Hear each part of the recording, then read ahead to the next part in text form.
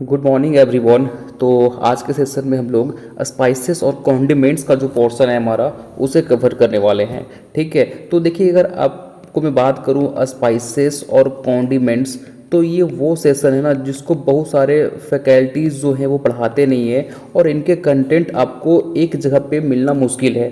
जैसे आप अगर कार्डामोम सर्च करेंगे, क्यूमिन सर्च करेंगे, तो ये आपको ऐसा सोचेंगे जैसे कि आप सर्च कीजिए पोटैटो, है ना, तो पोर्टल आप सर्च करेंगे तो इसका कंप्लीट आपको पैकेज ऑफ प्रैक्टिसेस एक जगह पे मिल जाएगा। लेकिन अगर आप स्पाइसेस में कोई भी सर्च कर लीजिए, कॉन्डिमेंट्स में कोई भी सर्च कर लीजिए, तो ये आपको एक जगह पे कंप्लीट आपको नहीं मिलेगा। और आइए आप देखेंगे तो कोई ऐसा यूट्यूब चैनल भी नहीं है जो इसको कंप्लीट पढ़ाया हुआ हो। ठीक है, तो मैं क्या करूँगा कि जितने भी आपके स्पाइसेस क्रॉप हैं, जितने भी आपके कॉन्डिमेंट्स क्रॉप हैं, सारी को हम एक जगह पे मर्ज करके डिटेल में पढ़ेंगे। ठीक है, तो आपका एक प्रॉपर वे में नोट्स भी बन जाएगा और आपको नोट्स बनाने की ज़रूरत नहीं है। मैं नोट्स को टेलीग्राम ग्रुप पे शेयर कर दूंगा, वहाँ पे जाके आप डाउनलोड करके पढ़ सकते हैं। ठीक है, लेकिन पढ़ेंगे समझ में आपको तभी आएगा जब आप लेक्चर अटेंड किए रहेंगे। ठीक है, तो जाहिर सी बात है आपको कंप्लीट लेक्चर पहले अटेंड करनी है, उसके बाद हमारे नोट्स को रिवाइज करनी है, फिर आफ्टर आप हमारे जो क्वेश्चन होंगे, ऑब्जेक्टिव क्वेश्चन जो आपको मिलेगा कहाँ पे, टेलीग्राम ग्रुप पे, उससे आप अटेंड कर सकते हैं। ठीक है, जिससे आपका सारे डाउट है, जो पॉसिबिलिटीज़ क्वेश्चन आते हैं एग्जाम के अंदर, वो आपका क्लियर हो जाएगा। तो चलिए स्टार्ट करते हैं हम लोग पहले क्रॉप से, जो है आपका कार्डामोम। लेकिन उससे पहले मैं आपसे एक क्वेश्चन पूछता हूँ। ठीक है, देखता हूँ मैं कितने बच्चे आंसर कर पाते हैं। What is the difference between spices, एकदम बेसिक लेवल से पढ़ चलेंगे, है ना, एंड कॉन्डिमेंट्स। मुझे बताइए स्पाइसेस और कॉन्डिमेंट्स में क्या डिफरेंस होता है? एनीवन? Very good. आप बोल रहे हैं सर स्पाइसेस ये वो क्रॉप होते हैं जिनको हम ड्यूरिंग कुकिंग डालते हैं। जब आप खाना बना रहे होते हो ना, तो उस टाइम जैसे मान के चलिए आप सब्जी बना रहे हैं, तो सब्जी बनाने के दौरान आप क्या करेंगे, मान के चलिए आप आलू डाल दिए, है ना, आप जो जिस चीज़ की सब्जी बना रहे हैं उस चीज़ को आपने डाल दिया। डालने के बाद कुछ तो डालेंगे ना मसाले, जैसे आप डालेंगे उसमें टर्मरिक डालेंगे, उसमें आप गार्लिक डालेंगे, है ना, उसमें आप चिली डालेंगे, तो ये सब सारे क्या आएंगे, स्पाइसेस में आते हैं। दैट मीन्स कि ये वो क्रॉप होते हैं जिनको हम ड्यूरिंग कुकिंग डालते हैं, है ना, जब हम खाना बना रहे होते हैं उस टाइम डालते हैं। लेकिन कॉन्डिमेंट्स क्या होते हैं, ये वो क्रॉप होते हैं जिनको हम डालते हैं फ्लेवर के लिए, है ना, अरोमा फ्लेवर के लिए हम डालते हैं, तो उसको क्या बोलेंगे, कॉन्डिमेंट्स बोलेंगे। तो होप सो गाइस आपको दोनों में डिफरेंस समझ में आ गया होगा कि स्पाइसेस क्या होता है, कॉन्डिमेंट्स क्या होता है। ठीक है, चलते हैं सबसे पहला क्रॉप जो है आपका कार्डामोम। चलिए कार्डामोम के बारे में डिस्कस करते हैं। और आपको बता देता हूँ कि आप लेक्चर अटेंड कर लेंगे ना, उसके बाद आप किसी भी एग्जाम का एमसीक्यू उठा के देख लीजिए, आपसे सारा क्वेश्चन सॉल्व होगा। और आपको इन बिटवीन लेक्चर भी मैं बताता चलूँगा कि कहाँ से क्वेश्चन आपका पूछा गया है, ताकि आपको समझने में आसानी पड़ेगा। ठीक है, चलिए पहले बात कर लेते हैं इनका कॉमन नेम क्या होता है। चलिए मुझे बताइए फटाफट कि कार्डामोम का कॉमन नेम क्या होता है, इनका कॉमन नेम क्या होता है, एनीवन? चलिए बहुत अच्छा सर, आप बोल रहे हैं इसका कॉमन नेम इलायची होता है। क्या आप लोगों ने इलायची खाई है? या बहुत लोग नहीं देखे हैं तो सर्च कीजिए, वीडियो को पॉज कीजिए और सर्च कीजिए इलायची कैसा दिखाई पड़ता है, आपको दिखाई पड़ जाएगा इलायची कैसा होता है। ठीक है, तो इसका जो कॉमन नेम है वो है आपका इलायची, हिंदी भी बोल दीजिए इलायची। आप दुकान में जाओगे और बोलोगे सर कार्डामोम दीजिए, अगर वो पढ़ा लिखा रहेगा तो समझ जाएगा, नहीं तो आप उसको इलायची बोलोगे तो समझ जाएगा कि हाँ इलायची मांग रहा है। ठीक है, इसका आप बहुत सारे मेडिसिनल यूज़ भी पढ़ेंगे कि कहाँ केवल सब्जी बनाने टाइम, केवल फ्लेवर टाइम में यूज़ नहीं करते, इसका और भी मेडिसिनल यूज़ होते हैं जो आपको मैं बताऊंगा आगे चल के। ठीक है, चलिए बताइए इनका साइंटिफिक नेम क्या होता है। ठीक है, आपसे पूछता चलूंगा ताकि आपको इन बिटवीन लेक्चर ही याद हो जाए। Scientific name anyone? इसका साइंटिफिक नेम होता है, देखिए यही चीज़ मैं आपको दिखाना चाह रहा था, बताता हूँ, एक मिनट चाहिए। इनका साइंटिफिक नेम होता है इलेटेरिया कार्डा, हाँ कार्डामोमम, याद हो गया आपको। ठीक है, इलेटेरिया कार्डामोमम। तो सर बहुत सारे बच्चे क्या करते हैं ना, उनको साइंटिफिक नेम लिखना नहीं आता है, तो आज थोड़ा ध्यान समझना, मैं समझाता हूँ साइंटिफिक नेम एग्जाम में कैसे लिखोगे। देखिए साइंटिफिक नेम जब भी लिखते हैं तो याद रखिएगा, इससे हम बोलते हैं जीनस, इससे बोलते हैं हम लोग स्पीसीज। तो जीनस में जो आपका पहला लेटर होता है ना वो कैपिटल लिखाता है। ठीक है, पहला लेटर क्या लिखाता है, कैपिटल लिखाता है सर। उसके बाद जो आपका स्पीसीज हो गया ना वो आपका स्मॉल में लिखाता है। देखिए ये जीनस हो गया, जीनस का पहला लेटर क्या लिखाएगा, कैपिटल में लिखाएगा। ठीक है, फिर अब क्या करेंगे, सेपरेट उसको अंडरलाइन करेंगे। ये बातें आप याद रखिए एग्जाम के अंदर, अगर ऐसा नहीं करोगे एग्जाम में आपका नंबर कट जाएगा। तो साइंटिफिक नेम किसी भी तरीके से नहीं लिखना है, जो इनका रूल है उसके अकॉर्डिंग लिखना है। तो पहला लेटर कैपिटल जीनस का, उसके बाद स्पीसीज के अंदर देखेंगे तो फिर सारा समझ में आएगा, फिर नीचे को सेपरेट आप अंडरलाइन करेंगे। ठीक, क्लियर हो गया। चलिए बताइए इनका क्रोमोसोम नंबर, बताइए क्या होता है इनका क्रोमोसोम नंबर। तो सर इनका क्रोमोसोम नंबर होता है 2n = 48। ठीक, यहाँ तक क्लियर हो गया। चलिए बताइए इसका फैमिली क्या होता है, ये कौन से फैमिली से बिलोंग करता है। तो सर ये बिलोंग करता है दैट इज जिंगीबिरेसी। ठीक है, जिंगीबिरेसी फैमिली से ये बिलोंग करता है। ठीक, इतनी बातें समझ में आई। चलिए इसको हम क्या बोलते हैं सर, और इससे हम लोग क्वीन ऑफ स्पाइसेस बोलते हैं। इसे क्या बोलते हैं, क्वीन ऑफ स्पाइसेस। तो सर अगर क्वीन हमारा कार्डामोम है ना, इलेटेरिया कार्डामोमम है, तो मुझे ये बता दीजिए सर कि ये फिर किंग कौन है। ये किंग क्वीन है ना, तो फिर किंग कौन है सर। तो किंग होता है ब्लैक पीपर, काली मिर्च जिसको आप बोलते हैं ना, ब्लैक पीपर जो होता है ना वो होता है किंग। और इनका साइंटिफिक नेम क्या होता है, दैट इज पाइपर निग्रम। ठीक है, क्योंकि एग्जाम के अंदर आपको ज़्यादा साइंटिफिक नेम ही मिलेंगे। ठीक है, तो पाइपर निग्रम जो है वो क्या है, किंग है। और क्वीन ऑफ स्पाइसेस कौन है, दैट इज अ कार्डामोमम। याद रहेगा। चलिए आगे बढ़े। नो, अब हम बात करते हैं कुछ इंटरेस्टिंग फैक्ट। ठीक है, दैट इज इंट्रोडक्शन, ऐसा लिखेंगे और फर्दर नंबर ए। तो याद रखिएगा इसके बारे में कुछ खास बातें बताता हूँ आपको कि ये वर्ल्ड में थर्ड मोस्ट एक्सपेंसिव स्पाइसेस है। ठीक है, वर्ल्ड की बात करूँ तो ये थर्ड मोस्ट एक्सपेंसिव स्पाइसेस में काउंट किया जाता है फ्रेंड्स इसे। ठीक है, दूसरा बात करूँ कि इंडिया के अंदर ये सबसे ज़्यादा प्रोड्यूस होता है और एक्सपोर्ट होता है। तो इंडिया की अगर मैं बात करूँ तो ये इंडिया के अंदर सबसे ज़्यादा प्रोड्यूस भी होता है और ये एक्सपोर्ट भी सबसे ज़्यादा होता है। आपको पता होना चाहिए कि इंडिया स्पाइसेस के मामले में सबसे नंबर 1 रैंक पे है। सबसे ज़्यादा हम स्पाइसेस प्रोड्यूस भी करते हैं और सबसे ज़्यादा इसको एक्सपोर्ट भी करते हैं। ठीक है, तो इंडिया नंबर 1 पे है। इसके बाद मैं बात करूं कि ये सर इंट्रोड्यूस कहाँ किया गया था, तो फर्स्ट टाइम अगर मैं बात करूं तो ये इंट्रोड्यूस किया गया था फर्स्ट टाइम, दैट इज गुआटीमेला। ठीक है, गुआटीमेला में सबसे पहली बार ये जो है वो इंट्रोड्यूस किया गया था। और कहाँ से किया गया था तो ये भी आप याद रखिएगा, अगर क्वेश्चन डिटेल में पूछ दिया तो आपको पता होना चाहिए। दैट इज ऑस्कर मेजस क्लोईफर, कब, 1914 में। ठीक है, तो याद रखिएगा कि ये जो आपका कार्डामोम है उसको ग्वाटीमेला में पहली बार इंट्रोड्यूस किया गया था।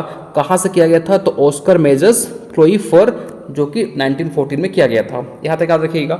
चलिए अब मैं बात करूँ कि सर इसमें अरोमा किसकी वजह से आता है ना, इसमें आपको अरोमा देखने को मिलेगा। और ये अरोमा किसके वजह से आता है, ये एग्जाम का क्वेश्चन है और ये पूछा गया है, वेरी वेरी इंपॉर्टेंट, कि सर कार्डामोम के अंदर जो अरोमा आता है वो किसकी वजह से आता है। तो याद रखिएगा दैट इज सिनियोल, जो बहुत जगह आपको मिलेगा, सिनियोल, जो कि 20 to 60%। और एक कंपाउंड होता है दैट इज अल्फा टर्पिनियल एसीटेट। ठीक है, और ये 20 to 55%। तो ज़्यादातर जो आपको देखने को मिलेगा ना वो इसकी वजह से मिलेगा, सिनियोल की वजह से। तो मेरे साथ बोलिए फटाफट कि कार्डामोम के अंदर जो अरोमा आता है वो किसकी वजह से आता है, सिनियोल की वजह से आता है और अल्फा टर्पिनियल एसीटेट की वजह से आता है। ठीक है, इतनी बातें समझ में आ गई। चलिए आगे बात करते हैं कुछ और फैक्ट्स के। तो अब मैं बात करूं कि इंडिया के अंदर सबसे ज़्यादा कहाँ पे ये प्रोड्यूस किया जाता है सर, तो 3 स्टेट आपको याद रखना है। एक केरला, ठीक है, दूसरा आपको याद रखना है दैट इज कर्नाटका और तमिलनाडु। ये 3 ऐसे स्टेट हैं जहां पे कार्डामोम सबसे ज़्यादा प्रोड्यूस किया जाता है सर। ठीक है, और इन तीनों में से अगर ऑप्शन पूछ दिया कि हाईएस्ट कहाँ पे किया जाता है, तो याद रखिएगा सबसे हाईएस्ट आपका केरला के अंदर किया जाता है। दैट इज, अगर आप परसेंटेज वाइज डिवाइड करेंगे तो 60 to 70% जो है वो केरला के अंदर आपका प्रोडक्शन किया जाता है। कर्नाटका की बात करेंगे तो कर्नाटका में आपका 30 से 40%, और अगर तमिलनाडु की बात करेंगे तो 8 to 10%। ठीक है, लेकिन अगर मैं आपसे पूछूं कि सबसे ज़्यादा मार्केटिंग कहाँ होता है कार्डामोम का, तो तमिलनाडु के अंदर। ठीक है, इतनी बातें आपको याद रखना है कि इंडिया के अंदर सबसे ज़्यादा कार्डामोम कहाँ पे उगाया जाता है, तो याद रखिएगा केरला के अंदर, बट मार्केट सबसे ज़्यादा कहाँ पे है, तो तमिलनाडु के अंदर। ठीक, इतनी बातें क्लियर हो गई। यहाँ तक मैं फटाफट एक बार रिकॉल करवा देता हूँ। ठीक है, देखिए मैं जो वीडियो का जो ड्यूरेशन है थोड़ा सा बड़ा जरूर हो सकता है, लेकिन आपको मैं इस लायक बना दूंगा कि इन बिटवीन लेक्चर ही आपको आधी बातें याद होनी तय है एकदम। ठीक है, तो बताइए फटाफट इनका कॉमन नेम क्या है? इलायची है सर। साइंटिफिक नेम बोलो मेरे साथ, एलेटेरिया कार्डामोमम। क्रोमोसोम नंबर कितना होता है? 48। फैमिली क्या है? जिंजीबेरेसी। इसको क्वीन ऑफ स्पाइसेस बोलते, तो किंग कौन है? Black pepper, Piper nigrum. ठीक है, इसको इंट्रोड्यूस कहाँ से किया गया था? तो सर इसको इंट्रोड्यूस किया गया था गुआटीमेला, जो कि है ना, गुआटीमेला कहाँ से किया गया था? ऑस्कर मेजर्स क्लोइफर 1940 में किया गया था इंट्रोड्यूस, यहाँ से यहाँ इंट्रोड्यूस किया गया था। ठीक है, याद रखिएगा। फिर ये थर्ड मोस्ट एक्सपेंसिव स्पाइसेस में से आता है। इंडिया जो है वो सबसे ज़्यादा इसको प्रोड्यूस करता है और एक्सपोर्ट करता है। इसको क्या पूरा का पूरा स्पाइसेस जो है वो इंडिया में, पता है, इंडिया नंबर 1 रैंक पे है। ठीक है, और इसमें जो अरोमा आता है वो सिनियोल की वजह से आता है और अल्फा टर्पेनियल एसिटेट की वजह से आता है, जिसमें सबसे ज़्यादा अगर कंट्रीब्यूशन है तो सिनियोल का है। ठीक है, और केरला सबसे ज़्यादा इसको प्रोड्यूस करता है। इतनी बातें अगर आपको याद हो गई होगी तो फिर हम आगे की ओर बढ़ते हैं। ठीक है, चलिए इसको मैं इरेज कर रहा हूँ फटाफट। नोट्स आपको मिल जाएगा इन बिटवीन लेक्चर, अब नोट्स बनाने की जरूरत आपको नहीं है। नोट्स मैं आपको टेलीग्राम ग्रुप पे शेयर कर दूंगा। ठीक है ना, आगे बढ़ें। चलिए अगला पॉइंट की तरफ हम बढ़ते हैं। पॉइंट नंबर, चलिए अगर बात करें सर, ये वो प्लांट है ना जिसको आप धूप में नहीं लगा सकते। अगर आप इसकी खेती कर रहे हो, मान के चलिए इसकी आप प्लांटिंग कर रहे हैं, है ना, और यहाँ पे सनलाइट से डायरेक्ट इसको एक्सपोज कराएंगे, तो ये उतना अच्छा इनका ना अरोमा आएगा और ना ही ये इतना अच्छे तरीके से मतलब जर्मिट कर पाएंगे। तो सर क्या इसका रोल है? तो सर ये होते हैं सीजियोफाइट, मतलब ये शेड लविंग होते हैं सर। इनको धूप बहुत ही कम चाहिए, ना के बराबर। इनको आप छाया दीजिए, छाया में इसको लगवाइए, है ना, तो अच्छा ये ग्रो करेंगे। अब मुझे आप ये बताइए, ऐसे प्लांट जो शेड लविंग होते हैं उसे क्या बोलते हैं? That is known as sciophyte. ठीक है, सीजियोफाइट, है ना, जो शेड लविंग प्लांट होते हैं ना वो सीजियोफाइट होते हैं। तो कार्डामोम भी क्या है? आपका सीजियोफाइट है। इसको भी धूप उतना ज़्यादा पसंद नहीं है सर। ये भी क्योंकि क्वीन है तो नखड़े तो होंगे ना भाई, क्वीन है ना। आपको पता है कि लड़कियों को तो भाई अलग नखड़े होते हैं कि नहीं, धूप में जाएंगे तो काले हो जाएंगे। तो कुछ इसको भी इसी तरीके का एक लत लगा हुआ है कि इससे भी धूप पसंद नहीं है। तो ये भी क्या होती हैं? सीजियोफाइट होती हैं। ठीक है, समझ में आ गई। चलिए आगे बात करें तो इसे हम पता है ना कि इसको हम इंडियन कुकिंग में बहुत अच्छा यूज़ करते हैं। तो इसको वेल नोन स्पाइसेस के नाम से जाना जाता है इंडिया में कुकिंग करने के लिए। ठीक है, ये गुड सोर्स होता है सर। इसमें अच्छा क्या सोर्स होता है? इसमें आपको कैल्शियम अच्छा मिलेंगे, है ना, पोटेशियम अच्छा मिलेंगे, कैल्शियम अच्छा मिलेंगे, मैग्नीशियम आपको अच्छा मिलेगा। मतलब ये गुड सोर्स होता है कैल्शियम, पोटेशियम और मैग्नीशियम का। ठीक है, इसके अलावा बात करें कि आपको मैंने बता दिया कि अरोमा किसके वजह से आता है। ठीक है, अब हम आगे बढ़ते हैं। नो कि सर इसमें जो अरोमा आ रहा है ना, आपको पता है कि इसमें जो अरोमा आता है ना वो किसकी वजह से आता है सर? तो पता है आपको कि इसके अंदर होते हैं कुछ ऑयल। देखिए मान के चलिए ये आपका इलायची है, कार्डामोम है, तो इसके अंदर क्या होते हैं? कुछ ऑयल होते हैं। और जब ये ऑयल आपका वोलेटाइल होंगे, जैसे कि आप इसको मान के चलिए आप सब्जी बना रहे हैं, तो जब सब्जी बना रहे हैं तो उसमें आप डालेंगे ना, तो ये क्या होगा? गर्म होगा। इसमें फिर क्या होंगे? कुछ इसमें ऑयल होते हैं जो फिर क्या होंगे? आपका फर्दर ये वोलेटाइल हो जाएंगे, उड़ेंगे। अब जब ये उड़ेंगे ना तो आपको इससे स्मेल आएगा। ठीक है, तो आपने देखा होगा कि जब भी कार्डामोम का अगर आप किसी भी डिश में यूज़ किए होंगे तो इनका सेंट आपको, जब तक आप उसको खाना जाए तब तक इसके सेंट आपको आते रहेगी। क्यों आती है? क्योंकि इसमें होता है ऑयल, और जब इसको आप गर्म करते हो तो इससे निकलता है क्या? फ्रेगनेंस, उसी ऑयल की वजह से। तो ये अरोमा किसकी वजह से आ रहा है? तो ऑयल की वजह से आ रहा है। ठीक है। इसमें जो मौजूद ऑयल है ना, इन्हीं के आप जो सब्जी में डाले वो तेल उससे नहीं आ रहा है, इसमें ऑलरेडी ऑयल मौजूद होता है, जिस ऑयल की वजह से क्या होता है आपका फिर अरोमा बनता है। ठीक है, समझ में आ रही है बातें। तो इतनी कुछ फैक्ट्स थी जो आपको याद रखनी है। ठीक है, नो आगे बढ़ते हैं, हम बात करते हैं टाइप्स के बारे में। तो कार्डामोम्स के अलग अलग जो हैं वो टाइप्स होते हैं, जिसमें एक होता है आपका स्मॉल कार्डामोम। ठीक है, आप एक बार इसके जो फोटोग्राफ है वो देख लेना कि स्मॉल कैसा होता है। ठीक है, एक होते हैं आपके लार्ज कार्डामोम, ये साइज में थोड़े बड़े होते हैं, साइज में थोड़े छोटे होते हैं। ठीक है, कार्डामोम। चलिए, तो स्मॉल की बात करें अगर, जो आपके स्मॉल कार्डामोम होते हैं ना, इनका जो साइंटिफिक नेम होता है वो वही होता है इलेटेरिया कार्डामोमम। ठीक, ज़्यादातर हम इसी को यूज़ करते हैं ना, इसलिए इसका साइंटिफिक हम उसमें मेंशन किए थे। तो ज़्यादातर जो हमारा यूजेबल होता है ना, जो ज़्यादा हम यूज़ करते हैं वो आपका स्मॉल कार्डामोम होता है। और लार्ज का जो साइंटिफिक नेम होता है वो होता है आपका अफ्रा मो। ठीक है, अफ्रा मोमम कार्डामोमम। ठीक है, ये इनका साइंटिफिक नेम है। ठीक है, यहाँ पे ई कैपिटल। चलिए, समझ में आया। अब मैं बात करूँ, इसको हम बोलते हैं ट्रू कार्डामोम। ट्रू कार्डामोम। और मोस्टली जो आपको मैंने बताया था, केरला के अंदर, कर्नाटका के अंदर और तमिलनाडु के अंदर, तो ये इसी को ग्रो करते हैं सर। ठीक है, मैं आपको बताया था ना कि ज़्यादातर जो हमारा यूजेबल पार्ट है, जो ज़्यादातर हमको जो इंडिया में मिलेगा वो आपको स्मॉल कार्डामोम ही मिलता है, जो केरला, कर्नाटका और तमिलनाडु में प्रोड्यूस किया जाता है। लेकिन अगर मैं लार्ज कार्डामोम की बात करूं तो ये आपके जो हिमालयन रीजन है, दैट इज जहाँ तक आपको ये सिक्किम की तरफ मिलेगा, अरुणाचल प्रदेश की तरफ मिलेगा।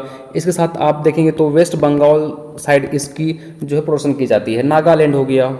ठीक है, तो उधर किया जाता है, लेकिन ज़्यादातर ये हम इसको यूज़ नहीं करते। ज़्यादातर जो हम यूज़ करते हैं वो इसको यूज़ करते हैं, स्मॉल कार्डामोम को। तो ये दो टाइप का होता है, स्मॉल और लार्ज। ठीक है, क्लियर हो गया। आगे बढ़ें। चलिए, अब हम बात करते हैं कुछ इनका मेडिसिनल यूज़, जो कि आपको जाननी चाहिए, क्योंकि अगर आपको पता होगा ना तो आप उसको उस केस में यूज़ कर सकते हैं। तो इतनी बातें आपको मज़ा आ रही होगी पढ़ के, मुझे पता है ना, काफ़ी कुछ सीखने को मिलेगा आपको ना। बात करें अगर इनकी मेडिसिनल यूज़ के बारे में, तो देखिए मेडिसिनल यूज़, इनका मेडिसिनल यूज़ क्या है, देखिए ध्यान समझिएगा। ठीक है, सबसे पहली बात सर, अगर कोई फंगल डिजीज़ आपको है तो ये काम करेगा।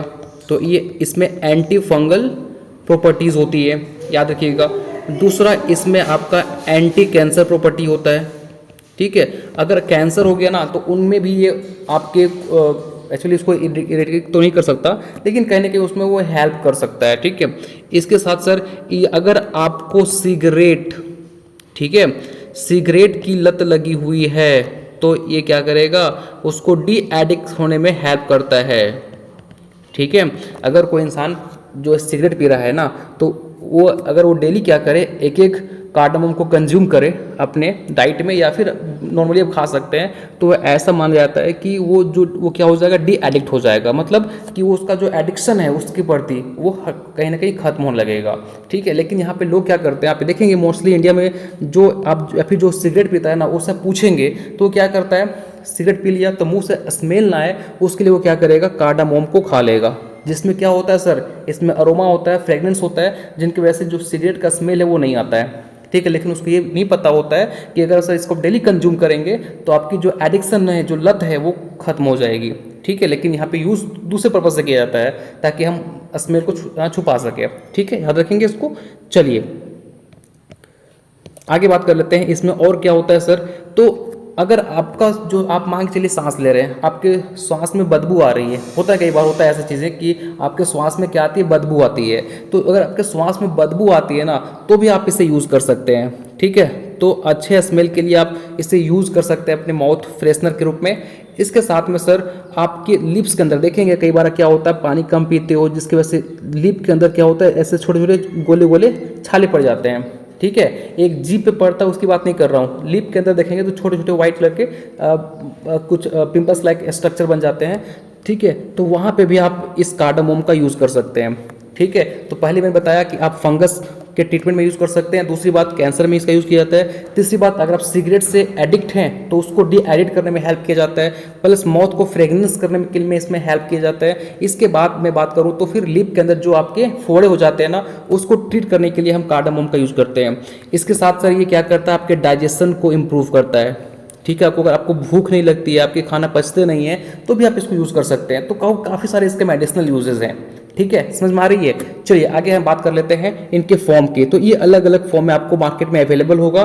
जैसे मैं बात करूं इनके फॉर्म्स, चलिए डिस्कस कर लेते हैं, काफ़ी डिटेल में समझेंगे, ठीक है। मतलब एक भी आपका क्वायरी इसमें से छूटना नहीं चाहिए। बात कर लेते हैं। तो ये आपको सीड के फॉर्म में मिलेगा, ज़्यादातर ये सीड के फॉर्म में आपको दिखाई पड़ेंगे। इसके साथ ही आपको पाउडर के फॉर्म में भी दिखाई पड़ता है सर। इसके साथ में ये ऑयल के फॉर्म में भी आता है, आप देखेंगे तो कार्डामोम के ऑयल भी आते हैं। इसके साथ ही एक नया कंपाउंड आता है है ना, ओलियोरेसिन, ठीक है, ओलियोरेसिन के फॉर्म में आता है। तो याद रखिएगा सीड जो है ये गुड क्वालिटी का कब माना जाता है, जैसे आप मार्केट गया, ठीक है, मार्केट गए और बोले सर मुझे कार्डामोम का सीड चाहिए, तो कैसे पता चलेगा कि ये जो कार्डामोम का सीड लिए हैं हमने ये गुड क्वालिटी का है। तो याद रखिएगा जो गुड क्वालिटी का सीड होता है वो ब्लैक टू ब्राउन कलर का होता है, ठीक है, ब्लैक टू ब्राउन कलर का होगा तो समझ लीजिएगा कि वो गुड क्वालिटी का सीड है, ठीक है। पाउडर तो आपको मिल ही जाएगा, ऑयल आपको मिल ही जाएगा। अब ये ओलियोरेसिन क्या होता है सर, ये मिक्स होता है ऑयल और रेसिन का, दोनों का ये कंपोजिशन होता है, ठीक है, समझ में आ गई। इतनी बातें जो थी वो हम लोगों ने पढ़ा इंट्रोडक्शन के अंदर। तो आप जब भी एग्जाम के अंदर लिखेंगे तो ये सारे का जो डेटा मैं आपको बताया, जो फैक्ट्स बता रहा हूँ आपको, जैसे बताया ना मैंने आपको, कॉमन ने बताया, क्रोमोसोम ने बताया, साइंटिफिक ने बताया, फैमिली बताया, है ना, साथ में इसको बताया मैंने कि क्वीन ऑफ स्पाइसेस बोलते हैं। उसके बाद आप हेडिंग डालोगे इंट्रोडक्शन, और इतनी बातें यहाँ तक आपको मेंशन करनी है इंट्रोडक्शन के अंदर ही, ठीक है। इसके बाद आप चलोगे फिर आगे पढ़ाओ की तरफ, जहाँ पे हम डिस्कस करेंगे इसके क्लाइमेट के बारे में, ठीक। इतनी बातें समझ में आ गई है ना आपको। बात कर लेते हैं क्लाइमेट। तो आपको पता होगा कि कार्डामोम को कल्टीवेट करने के लिए जो हमें क्लाइमेट रिक्वायरमेंट होती है वो होता है ह्यूमिड ट्रॉपिकल क्लाइमेट, ठीक है सर। अब आप अंदाज लगा पा रहे होंगे कि ह्यूमिड ट्रॉपिकल क्लाइमेट रिक्वायरमेंट है, इसीलिए इंडिया के अंदर सबसे ज़्यादा इससे प्रोड्यूस किया जाता है। और क्योंकि जितने भी आपके स्पाइसेस हो ना, उनको लगभग इसी तरह का क्लाइमेट चाहिए होता है जो इंडिया के अंदर है, और इसलिए इंडिया के अंदर सबसे ज़्यादा स्पाइसेस हम यहाँ पे प्रोड्यूस करते हैं और एक्सपोर्ट करते हैं, क्योंकि यहाँ का क्लाइमेट बहुत ही अच्छी है स्पाइसेस के लिए, ठीक है, समझ में आ रही है। बात कर लेते हैं टेम्परेचर के बारे में। सर इनको टेम्परेचर कितना चाहिए, आपको मैंने बताया था ये सीजियोफाइट होते हैं, मतलब इनको शेड लविंग होते हैं, तो इनको ज़्यादा टेम्परेचर नहीं चाहिए सर। मोस्टली बात करें तो ये 10 डिग्री, मिनिमम 10 डिग्री सेल्सियस और मैक्सिमम 35 डिग्री सेल्सियस, इतना इनको रिक्वायरमेंट होती है, ठीक है। बात कर लेते हैं सॉइल, इनको किस टाइप का सॉइल चाहिए।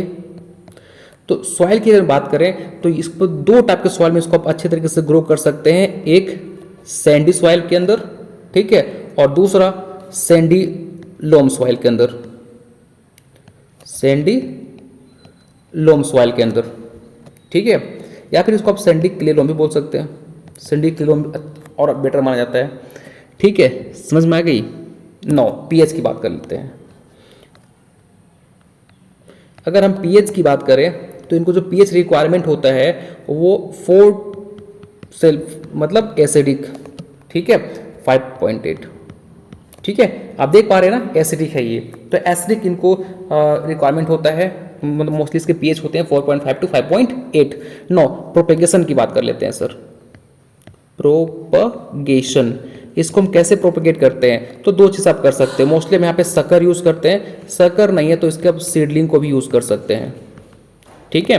तो मैंने बताया आपको कि इसको क्लाइमेट कैसे चाहिए, ह्यूमिड ट्रॉपिकल क्लाइमेट चाहिए, टेम्परेचर 10 सबसे कम मतलब minimum 10 degree Celsius, maximum 35। Soil कैसे चाहिए, सैंडी क्ले लोम, है ना। पीएच कितना रिक्वायरमेंट होता है 4.5 to 5.8। और प्रोपेगेशन करने के लिए हम यूज़ करते हैं सकर, और सकर नहीं है तो आप इसके सीडलिंग को यूज़ कर सकते हैं, ठीक। Is it clear.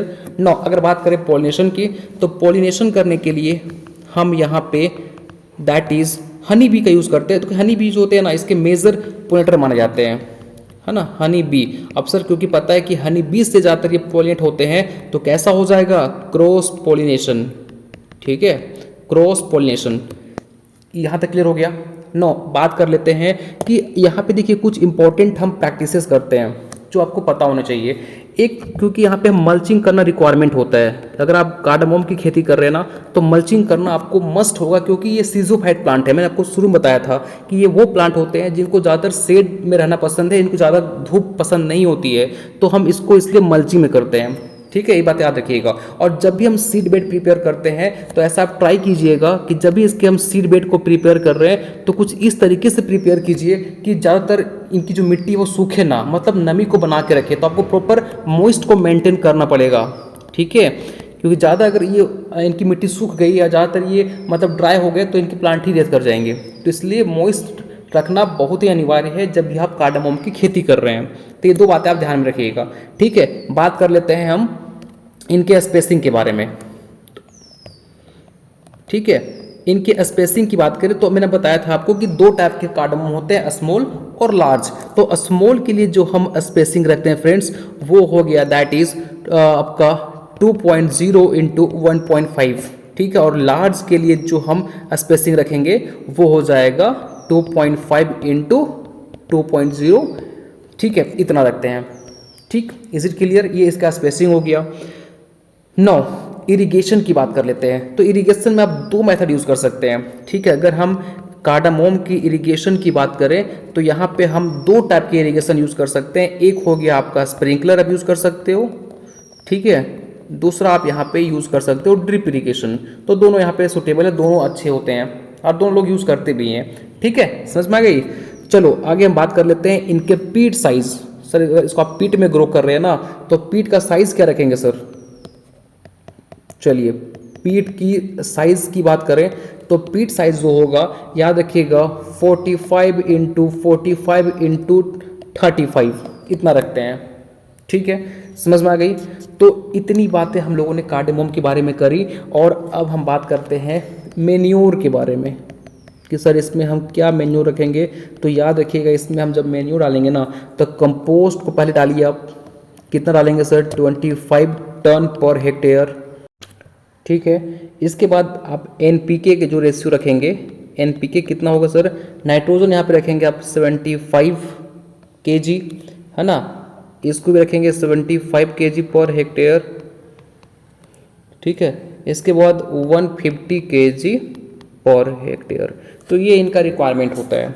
ठीक है, और इसको आप दो स्प्लिट में डालेंगे। इसको याद रखिएगा, हमको डालना है 2 स्प्लिट के अंदर। कब, एक स्प्लिट डालोगे आप जुलाई से लेके अक्टूबर के बीच में, दूसरा जो डालोगे वो आपका अक्टूबर से लेके नवंबर के बीच में। तो या जो मतलब ऐसा नहीं करना है आपको कि एक बार आपने पूरा का पूरा खेत में डाल दिया 75 किलो, ऐसा नहीं करना है। इनको आप 2 स्प्लिट में डालेंगे। एक आपका ये देखिए पूरे लाइफ साइकिल का है।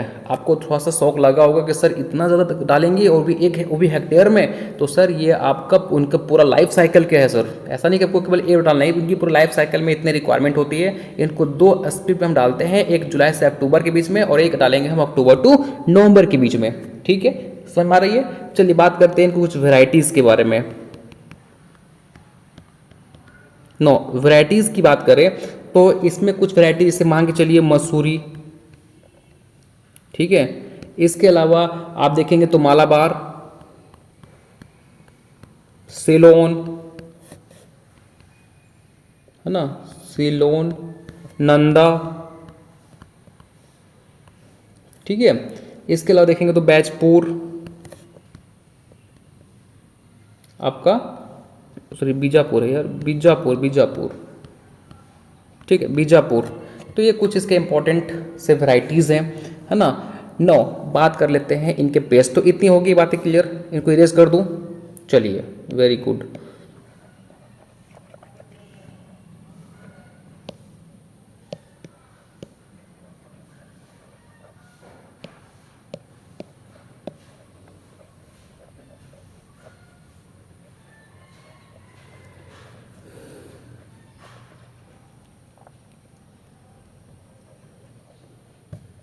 चलिए बात करते हैं पेस्ट के बारे में। इसमें कौन कौन सा सर पेस्ट जो है वो अटैक करते हैं।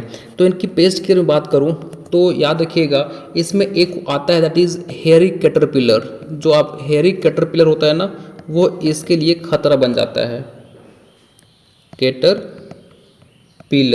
ठीक है, ये एक इम्पोर्टेंट सा पेस्ट माना जाता है कार्डामोम के लिए। तो इसके लिए, इससे बचने के लिए क्या करेंगे, हम स्प्रे कर देंगे किसकी, फोसेलोन। फोसेलिन का हम स्प्रे कर देते हैं। इसके साथ इसमें देखेंगे तो सूट एंड फ्रूट बोरर, इसका भी अटैक काफ़ी ज़्यादा होता है। तो इससे बचने के लिए हम स्प्रे करेंगे दैट इज़ डिकोफॉल, डिकोफॉल, या फिर यहाँ पे हम ट्रैप लगा सकते हैं सर। ठीक है, देखिए सूट एंड फ्रूट बोरर जो है वो एक मेजर इसमें हम पेस्ट मान के चल सकते हैं। तो इससे बचने के लिए हम डिकोफॉल का स्प्रे कर दीजिए, या फिर यहाँ पे हम फरमोन ट्रैप लगा सकते हैं। और यहाँ पे एक चीज़ और कर सकते हो आप सर, फीमेल को किल कर दीजिए, क्योंकि अगर आप फीमेल को किल कर दोगे तो ये एग नहीं दे पाएगी, और जब एग नहीं दे पाएंगे तो इनके बोरर भी वहाँ पे आपको देखने को नहीं मिलेंगे। तो फीमेल को किल करना भी एक अच्छा सॉल्यूशन माना जाता है। ठीक है, इसके साथ आपके यहाँ पे माइट्स भी देखने को मिलेंगे, तो माइट्स के लिए भी आप इसी का स्प्रे कर दीजिए, डिकोफॉल का। ठीक है, समझ में आ गई। तो ये इनके कुछ इंपॉर्टेंट से पेस्ट थे। अब हम बात कर लेते हैं कुछ इंपॉर्टेंट सा डिजीज़ जो इसमें आपको देखने को मिलेगा। तो अगर यहाँ पे जो डिजीज़ लग रहे हैं ना, उनमें से पहला डिजीज़ आपका है केटे डिजीज़। ठीक है, केटे डिजीज़। ठीक, इसको जो ट्रांसमिट करता है वो है बनाना एफिड। बस इतनी बात आपको याद रखना है। ठीक है, उतना डिटेल में जाने की जरूरत नहीं है। केटे डिजीज जो कि कार्डामोम के अंदर होता है, और इसको कौन ट्रांसमिट करता है, तो बनाना एफिड ट्रांसमिट करता है। मोर देन इनफ आपके लिए। नो, दूसरा आता है डैम्पिंग ऑफ। डैम्पिंग ऑफ, इसको और किस नाम से जानते हैं सर, इसे हम क्लम्प रोट बोलते हैं, क्लम्प रोट बोलते हैं। और इसी को हम राइजोम रोट भी बोलते हैं, राइजोम रोट। तो ये तीन नेम जो है वो इसी का है। इसके बाद हम बात करें तो यहाँ पे एक डिजीज और लगता है दैट इज कैप्सूल रॉट। ठीक है, उसी को हम क्या बोलते हैं, पेनिकल रॉट। सबको आपको अदर नेम याद रखनी है। ठीक है, और इसी को बोलते हैं अजूकल। नौ, अब बात कर लेते हैं इनकी हार्वेस्टिंग की। जैसे भी आपने देखा कि ये ग्रीन से थोड़ा सा ड्राई होने लगेंगे, मतलब कि जब ये मैच्योर हो जाएंगे ना, जब ये हार्वेस्टिंग करने के लायक हो जाएंगे, तो इनके जो प्लांट देखेंगे थोड़ा सा वो ड्राई होना स्टार्ट करेंगे, है ना। तो जब ड्राई होना स्टार्ट करने लगेंगे, फटना स्टार्ट हो जाएंगे, मतलब उसके अंदर, क्योंकि आप देखेंगे तो ऐसा इनका ये होता है, और इसमें 3 ऐसे बने होते हैं, इसमें सीड्स भरे होते हैं। तो अब इसको अगर प्रॉपर टाइम पे हार्वेस्ट नहीं करोगे तो ये प्लांट ड्राई हो जाएंगे। ड्राई होने के बाद ये फटना स्टार्ट हो जाएंगे, और इनके सीड फिर नीचे गिरना स्टार्ट हो जाएगा।